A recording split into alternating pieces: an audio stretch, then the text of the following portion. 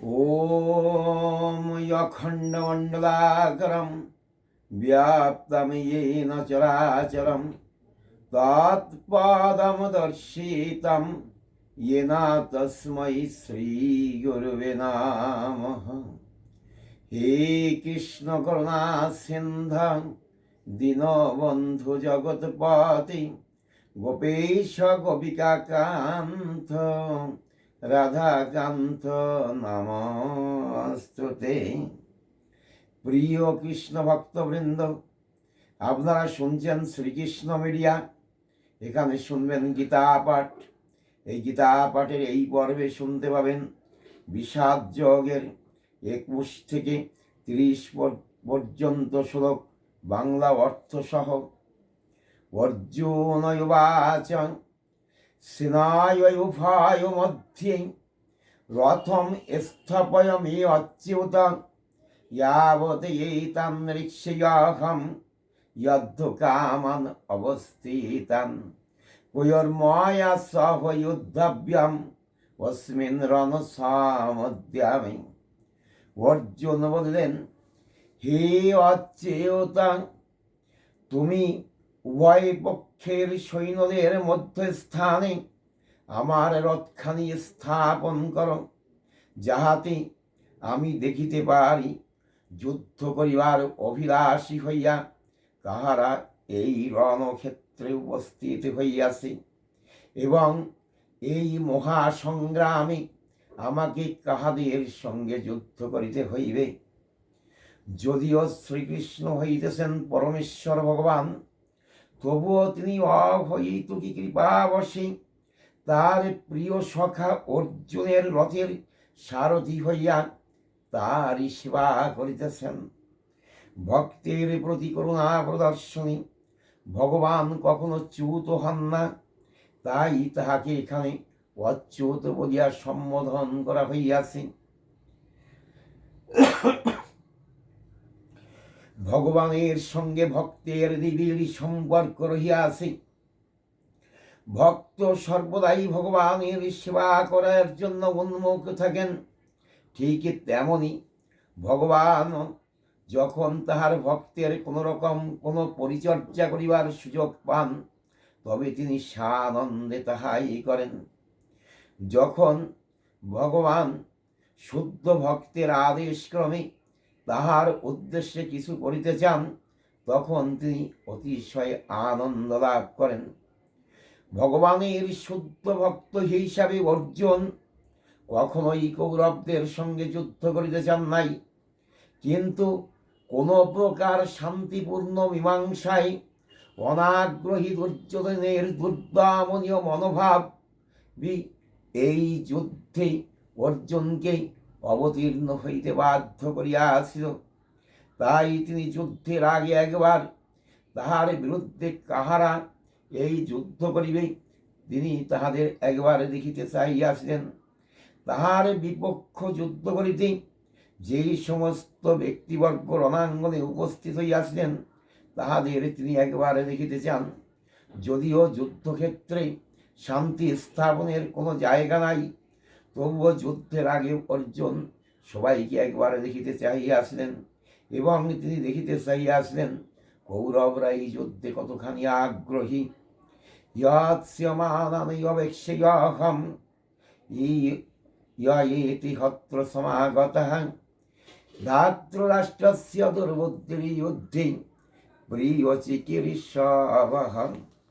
ধৃতরাষ্ট্রের দুর্বুদ্ধি সম্পন্ন পুত্রদের সন্তুষ্ট করিবার উদ্দেশ্যে এখানে কাহারা যুদ্ধ করিতে আসিয়াছেন, তিনি একবার তাহাদের দেখিতে চান। এই কথা সকলের জানা যে দুর্যোধন তাহার পিতা ধৃতরাষ্ট্রের সহযোগিতায় পাণ্ডবদের রাজ্য আত্মসাৎ করিতে চেষ্টা করিয়াছিলেন। তাই দুর্যোধনের পক্ষে যে সমস্ত ব্যক্তিবর্গ যুদ্ধে অংশগ্রহণ করিতে উপস্থিত হইয়াছিলেন, তাহারা সকলেই ছিলেন এক গোয়ালের গরু। যুদ্ধের প্রারম্ভে অর্জুন তাই একবার তাদেরকে দেখিতে চাহিয়াছিলেন। যেহেতু যুদ্ধক্ষেত্র, তাই শান্তি প্রতিষ্ঠার কোনো বাসনাই অর্জুনের ছিল না। অর্জুন যদিও স্থিরভাবে নিশ্চিত ছিলেন যে এই যুদ্ধে তাহার জয় অবশ্যই হইবে, কারণ ভগবান শ্রীকৃষ্ণ তাহার পাশে বসিয়া আছেন। সঞ্জয় উবাচ এবং উক্ত্বা ঋষিকেশং গুড়াকেশেনয় অর্জুন ভারত সেনায় উভয় মধ্যে স্থাপয়িত্বা রথয়োত্তমম। সঞ্জয় বলিলেন, হে ভরত বংশধর, অর্জুন কর্তৃক এইভাবে আদিষ্ট হইয়া ভগবান শ্রীকৃষ্ণ উত্তম রথখানি দুই সেনাদলের মধ্যস্থানে স্থাপন করিলেন। এই শ্লোকে অর্জুনকে গুড়াকেশ বলিয়া অভিহিত করা হইয়াছে, কারণ গুড়াকা শব্দের অর্থ হচ্ছে নিদ্রা। যিনি নিদ্রাকে জয় করেন তিনি গুড়াকেশ। অর্জুন ভগবান শ্রীকৃষ্ণের সাহচর্য লাভের মাধ্যমে নিদ্রা এবং অজ্ঞান উভয়কেই জয় করিয়াছিলেন, তাই তাহার নাম হইয়াছে গুড়াকেশ। ঋষিকেশ শব্দটিও বিশেষ গুরুত্বপূর্ণ। সমস্ত ঋষিকের অধীশ্বর অর্থাৎ ইন্দ্রিয়ের অধীশ্বর বলিয়া ভগবান শ্রীকৃষ্ণকে বলা হয় ঋষিকেশ। যেহেতু অর্জুনের মনের অভিপ্রায় বুঝিতে পারিয়া ভগবান শ্রীকৃষ্ণ উত্তম রথখানি উভয় সৈন্যদলের মাঝখানে স্থাপন করিলেন, এইভাবে তিনি অর্জুনের নির্দেশ পালন করেন। ভীষ্ম দ্রোণ প্রমুখতং সর্বেষাং চ মহীক্ষিতাম উবাচ পার্থ পশ্যেতাম সমবেতাং কুরুনয়েতি। ভীষ্ম, দ্রোণ ও পৃথিবীর অন্যান্য রাজন্যবর্গের সম্মুখে রথখানি স্থাপন করিয়া শ্রীকৃষ্ণ বলিলেন, হে পার্থ, এখানে সমবেত কৌরবদের দর্শন কর। সর্বজীবের পরমাত্মা ভগবান শ্রীকৃষ্ণ জানিতেন অর্জুনের মনের কি অবস্থা। এই প্রসঙ্গে তাহাকে ঋষিকেশ বলার মাধ্যমে বোঝানো হইয়াছে তিনি সব কিছুই জানিতেন, তিনি সর্বজ্ঞ। এখানে অর্জুনকে পার্থ অর্থাৎ পৃথা বা কুন্তির পুত্র বলিয়া অভিহিত করিয়াছেন, কারণ ভগবান শ্রীকৃষ্ণের পিতা বসুদেবের ভগ্নী কুন্তি বা পৃথ্বী, তাই তাহাকে পার্থ বলিয়া সম্বোধন করিয়া বুঝাইয়াছেন। তিনি যেহেতু তাহাদের আত্মীয়, তাই তিনি এই যুদ্ধে অংশগ্রহণ করিতে সম্মত হইয়াছেন। তারপর অর্জুন বলিলেন, দেখো পার্থ, সমবেত ধাত্ররাষ্ট্রগণ তত্র অপশ্যাতি স্থিতান পার্থ পিতৃন অথ পিতামহান আচার্য মাতুলাম ভ্রাতৃন পুত্রান পৌত্রান সখেমসি তথা শ্বাসুরান সুরীরশ্চৈব সেনায় উভয়য়াপি। তখন অর্জুন উভয় পক্ষ এর সৈন্যদলের মধ্যে পিতৃব্য, পিতামহ, আচার্য, মাতুল, ভ্রাতা, পুত্র, পৌত্র, শ্বশুর, মিত্র ও সুহৃদগণদের উপস্থিতি দেখিলেন। যুদ্ধক্ষেত্রে অর্জুন সমস্ত আত্মীয় স্বজনদের দেখিতে পাইলেন। তিনি ভূরিশ্রবাদী পিতৃবন্ধুদের দেখিলেন। ভীষ্ম দেব ও সোমদত্ত আদি পিতামহদের দেখিলেন। দ্রোণাচার্য, কৃপাচার্য আদি শিক্ষাগুরুদের দেখিলেন। শল্য, শকুনি আদি মাতুলদের দেখিলেন। দুর্যোধন আদি ভ্রাতাদের দেখিলেন। পুত্রতুল্য লক্ষণকে দেখিলেন। অশ্বত্থমার মতো বন্ধুকে দেখিলেন। কৃতবর্মার মতো শুভাকাঙ্ক্ষীদের দেখিলেন। এইভাবে শত্রুপক্ষের সৈন্যদের মধ্যে তিনি কেবল আত্মীয় স্বজন ও বন্ধু বান্ধবদের দেখিলেন। অর্জুন উবাচ দৃष्ट्वा ইমং স্বজনং কৃষ্ণ ইয়ো ইয়ৎসন সমবস্থিতম শ্রীদন্তি মম গত্রাণি মুখম চ পরিশোষ্যাতি। অর্জুন বললেন, হে প্রিয়বর কৃষ্ণ, হে প্রিয়বর কৃষ্ণ, আমি সমস্ত বন্ধুবান্ধব ও আত্মীয় স্বজনদের এমনভাবে যুদ্ধ অবিলাসী হইয়া আমাদের সম্মুখে অবস্থান করিতে দেখিয়া আমার অঙ্গ প্রত্যঙ্গ অবশ হইয়া যাইতেছে এবং আমার মুখ শুষ্ক হইয়া উঠিতেছে। যিনি প্রকৃত ভগবত ভক্ত, তাহার মধ্যে সদ্গুণ বর্তমান থাকে, যা সাধারণত দেবতা বা দৈবী ভাবাপন্ন ব্যক্তিদের মধ্যেই দেখা যায়।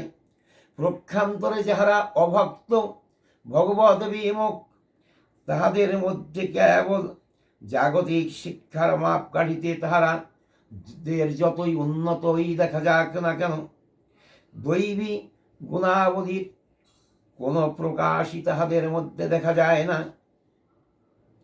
অর্জুনের এই ধরনের আচরণ তাহার দুর্বলতার প্রকাশ নয়, ইহা হইতেছে তাহার হৃদয়ের কমলতার প্রকাশ।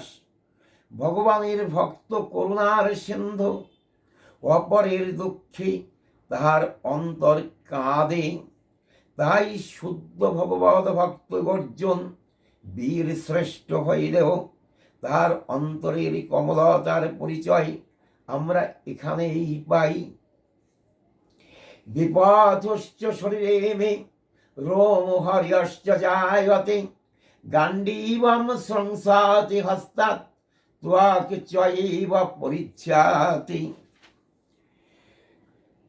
অর্জুন বললেন, আমার সমস্ত শরীর কম্পিত ও রোমাঞ্চিত হইতেছে, আমার হাত হইতে গাণ্ডীবি খসিয়া পড়িতেছে এবং ত্বক যেন জ্বলিয়া উঠিতেছে।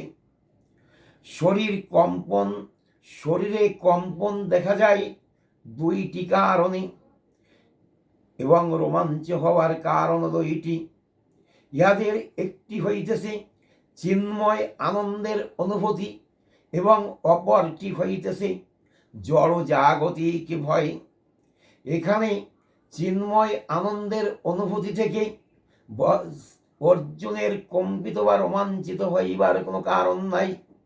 আসন্ন কুরুক্ষেত্রের যুদ্ধে তাহার সমস্ত আত্মীয় স্বজন ও বন্ধু বান্ধবরা নিহত হইবেন। এই জড়জাগতিক ভয়ের কারণে তাহার শরীর কম্পিত এবং রোমাঞ্চিত হইতেছে।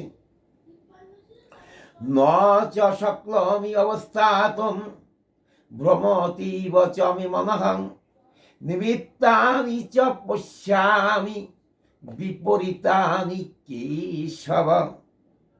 হে কেশব, আমি এখন আর স্থির থাকিতে পারিতেছি না, আমি আত্মবিস্মৃত হইতেছি এবং আমার চিত্ত যেন উদ্ভ্রান্ত হইতেছে।